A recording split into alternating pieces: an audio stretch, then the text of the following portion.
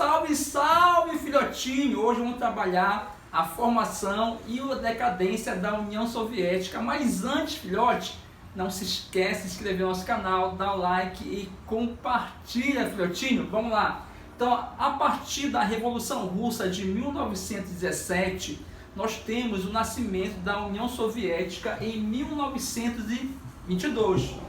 Durante a Segunda Guerra Mundial, a União Soviética vai passar por um processo de expansionismo em direção à Europa, conquistando parte da Finlândia, da Polônia, das repúblicas bálticas. Então, vou ter um expansionismo em direção à Europa. Veja que a União Soviética, a União das Repúblicas Socialistas Soviéticas, no plano econômico, vai adotar algumas medidas, filhotes. Quais são?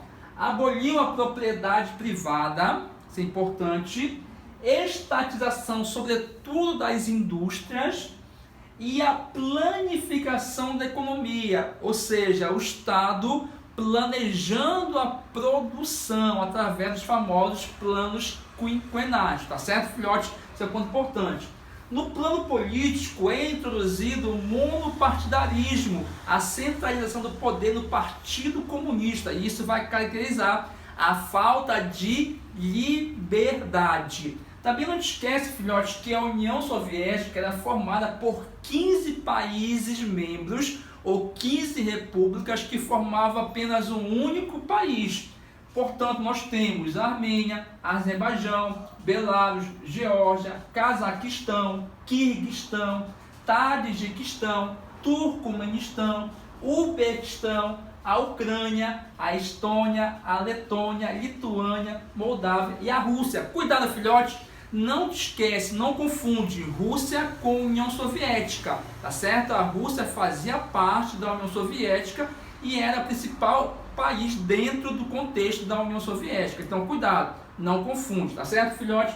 Agora, é importante perceber que a União Soviética ela vai passar a disputar o poder com os Estados Unidos durante a Guerra Fria. E nesse contexto, a União Soviética vai investir pesadamente na indústria de base, que vai beneficiar a indústria bélica. Portanto, a União Soviética passou a investir, sobretudo através da corrida armamentista, pesadamente na indústria bélica. E por causa disso, nós vamos ter os sinais da crise na União Soviética. Primeiro deles, o descompasso entre a indústria bélica e a indústria de bens de consumo. Filhote, a população ficou descontente porque havia mais armas do que bens de consumo. Segundo problema, nós temos o descontentamento da população com a falta de democracia, já que você tem uma ditadura, você não tem a liberdade de imprensa. Lembrando que, em função dessas características, dentro da União Soviética é implementado o chamado socialismo real, tá certo? E aí também você tem outro ponto, os gastos com a manutenção do socialismo, tanto internamente durante a Guerra Fria, mas também subsidiando o socialismo em outros países, como na região do leste europeu e a exemplo de Cuba. Portanto, a União Soviética tinha um elevado gasto para manter o socialismo internamente e também fora, tá certo, filhote? E aí entramos na década de 80, em 85, assumiu o poder o Mikhail Gorbachev.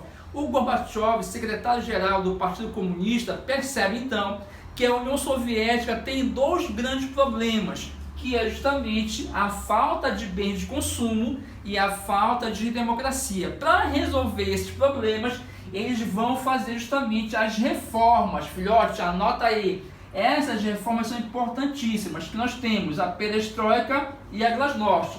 Essa reforma da perestroika visava resolver o problema da falta de bens de consumo.